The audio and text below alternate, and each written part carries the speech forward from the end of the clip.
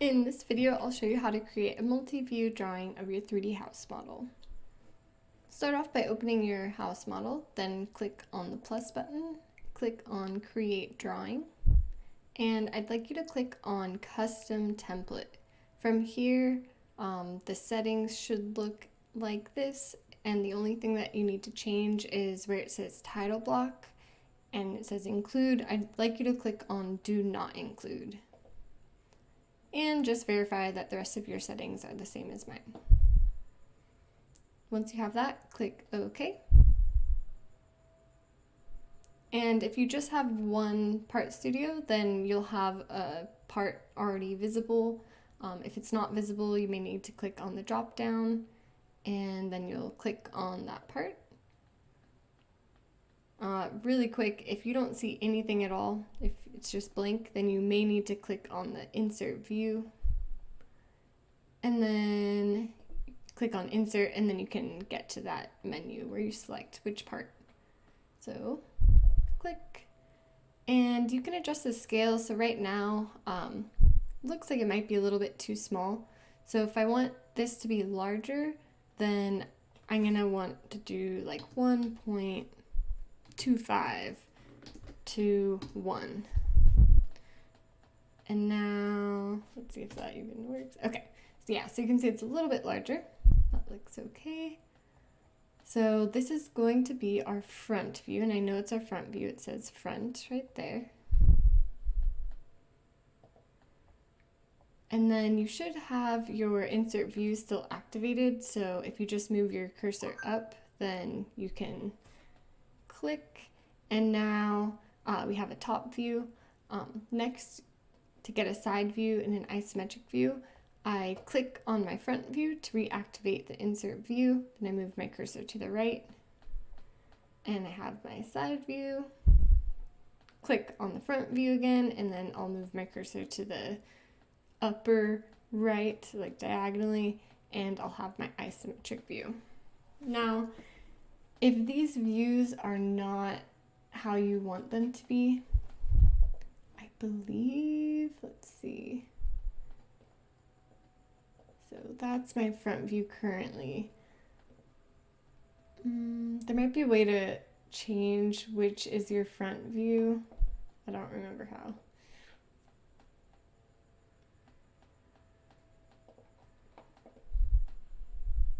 So I'm just gonna have to live with it. All right, so let's see. If you want to move your views around, you can, if you move the front view, then it's gonna move the top and side view accordingly. So remember, the front view is gonna be in line with your side view, like the heights should be aligned. And then you should also see that the widths are aligned for the front view and the top view. The only other thing that you're going to need to add for this particular part of the assignment, where you're just creating a multi-view, would be some notes. What's that? Okay, yeah, so you'll click on the A that's not in a rectangle. Just says note, or you can press the letter N. And then we're gonna need a note that labels the different views. You can change the fonts here if you'd like. And this is the size. You'll see how large the text is once you start typing. So I'm gonna do all caps, front view. And I need to, let me zoom in for you.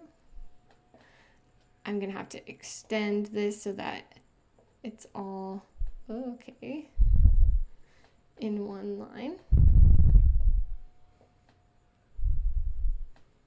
And the size looks okay. If you need to adjust the size, like, first of all, I think you may need to highlight everything, and then let's see if that even changes. Yeah, it changed. Okay, And if you change the font or the size, then rather than just clicking a new note, because it's not going to remember any of the settings, I would just click on the first thing that you typed, then press Control C, Control V, click in the white space to unselect the first thing you just typed, and then you can drag this. So we have a front view, and then this will be our top view. Check. Now I'm gonna Control C, Control V, and I'll show you if I try to move that without clicking the white space, it's gonna drag both. So I need to unselect that first one. Now I can move this.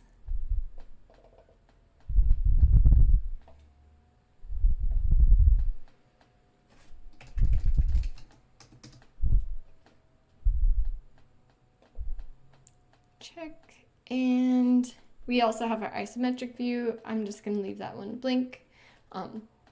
Try to align so that it looks decent. Like I'm going to go with a left alignment. So I'm going to try to align it just so that the text starts from the left side. If you want to center it, that's fine. Just try to make it look consistent.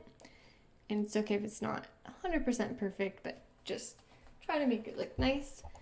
And then it's always a good idea to rename your tab. So I'm going to right click, now click rename. This is going to be Multiview.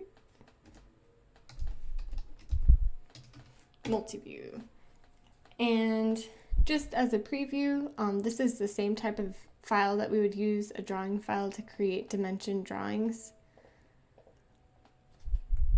So if I will have you dimension these, but that'll be an assignment for after you get your 3D model, and we're going to compare the dimensions on your drawing with the dimensions of your actual measured part. So you don't have to do that part now. That was just a preview, and then this is what I'm looking for. Now to actually get this file, you're going to have to do two things. You're going to have to click on the document menu and click on print. And then you'll probably have to click on the download and save it to your drive, or if you download it to your downloads folder, then put it in your drive and you'll attach it to the assignment, the 3D house model assignment on Google Classroom.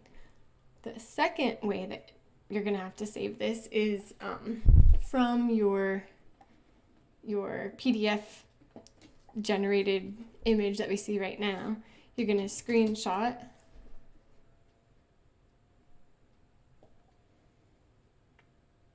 and try not to get the space outside of it. I kind of messed up a little. And this image is what we're going to be putting on our website portfolio, which I will show you in another video. But once you take a screenshot, you can copy and paste it directly into your website portfolio.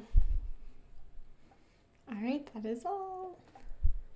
Let me know if you have any questions.